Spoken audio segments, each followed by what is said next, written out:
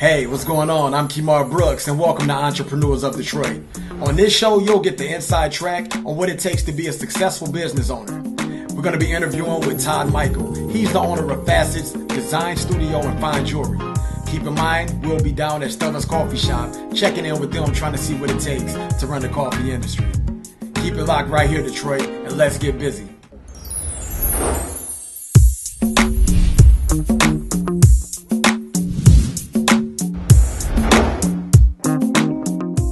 I'm standing here with Todd Michael inside of Facets Jewelry of Todd Michael. Did I say that right? I think I got it wrong. Nevertheless, we're having a good interview, a good time. We've been talking about engagement rings, and he's trying to help me pick out something for my lovely lady, Nadine. Hey, boo. But nevertheless, Todd, tell me, how did you get started in this in the jewelry business? Well, much like you were talking or giving a shout out to Nadine there, many years ago, I was in the fur business and leather. I moved down from a farm way up north, so this was all new to me. And I came down here kind of poor and, wide-eyed and learning and everything like that. And I went in with the lady that I was dating into a jewelry store in Dearborn. And as we're looking around through the showcases, kind of like what you're doing now, and you're saying, oh, the most expensive ring? And I said, no, the second. Well, she managed to pick out the most expensive ring in the store. Uh-oh. It was gorgeous. It had a round diamond in the center, and it had two little rubies on either side that were trillion-shaped. And not knowing, what the expenses were and anything like that, I kind of said, oh, that's kind of cool. Let's take a look at it. And she put it on and everything like that. And the lady says, that one's just around $19,000. And this is like 27 years ago. And I'm sitting there thinking, okay, $19,000. I think my dad paid $15,000 for our house when we moved into it. So $19,000 for a ring just seemed ridiculous. And especially, working the kind of job that I did. So it was something that kind of intrigued me, that something so small had so much value. So I ended up looking around, and I found a guy in Rochester that taught jewelry classes. Okay. And because I was working a full-time job, I actually got a hold of him, and I would meet him for lunch every week, and we'd talk about different gemstones, and we'd carve a ring out of wax, and he'd show me how to do it, and I'd go home and play with it for a little bit, and I'd bring it back to him the next week, buy him lunch, and he'd tell me what I did right or what I did wrong. And push came to shove over the years that the store that I actually went and looked at that ring in, I went back and interviewed and got a job with them and worked for them. No way. Seriously. It's too funny. I mean, you can't plan it any better than that.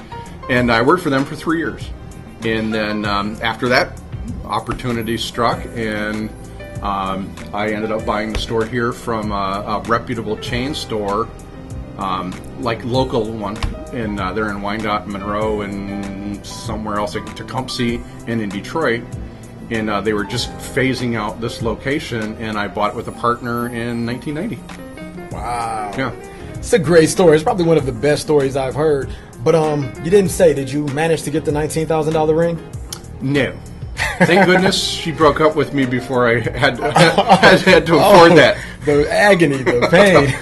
Well, it's better to be afterwards than before. Yeah. Okay. Todd, I got a question from Facebook. Someone named Julianne wanted to know, what's the origins of your diamonds and if they have exclusive pieces?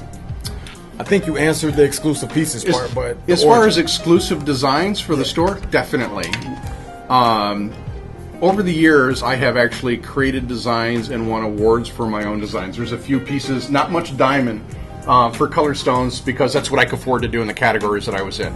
But I've won awards for jewelry design here in Michigan. Wow, that's what's up. And then to go, the next part of that question was, where did the diamonds come from? Most diamonds come from Africa. Okay. There is always some concern about blood diamonds or conflict diamonds. There are different origins that can be documented that you can say, I want to make sure that I buy a diamond for Nadine that's not from Africa. What can I do to guarantee that? If you're open to a lot of ideas, I could say, let's go look at a cognac colored diamond or a yellow diamond, because typically, probably with over 95% guarantee, those are going to come from Australia, because that is typical of that particular area. There is a mine that happens during the winter time in Canada underneath the polar pack. Ice Road Truckers, they're actually shipping mining equipment into this diamond mine that happens, and you get a certificate with the stone that says, this is when it was mined, this is how much it weighed, this is who cut it, this is when it was cut. You get like a little birth certificate that you do when you have a baby the same way, so you know that that stone came from somewhere else. Okay. Diamonds come from Russia. There's not as much coming out of that area yet, but you can still get material that comes out of those areas.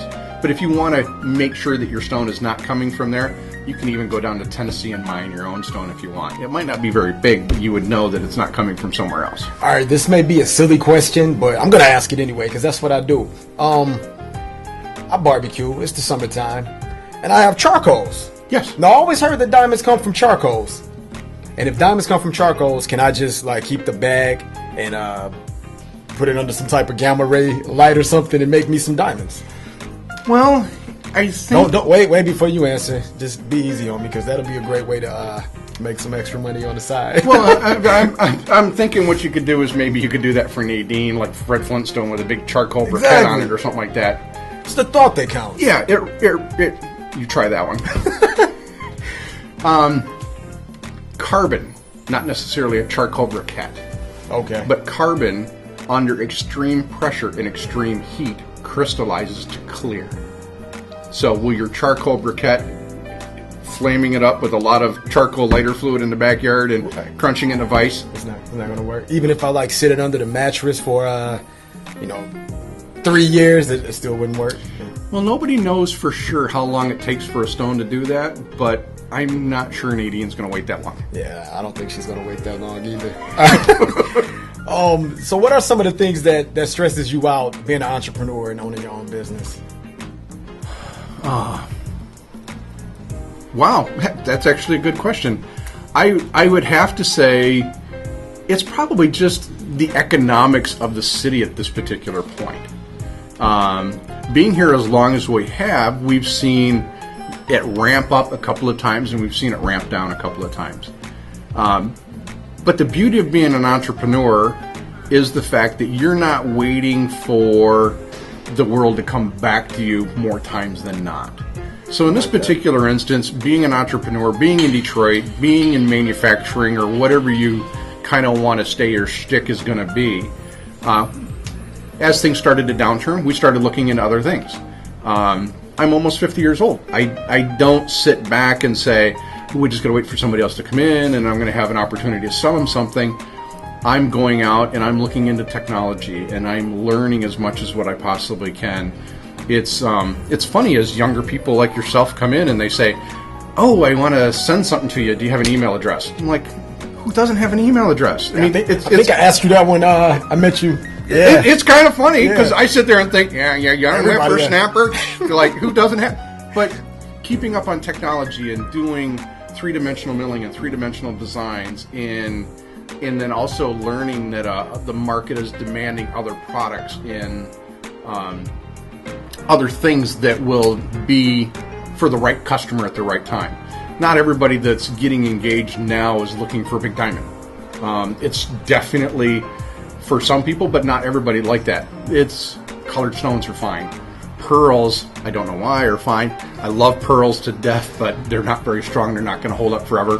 But, some people's relationships only last that long, so I guess maybe that works out well for them. Anytime.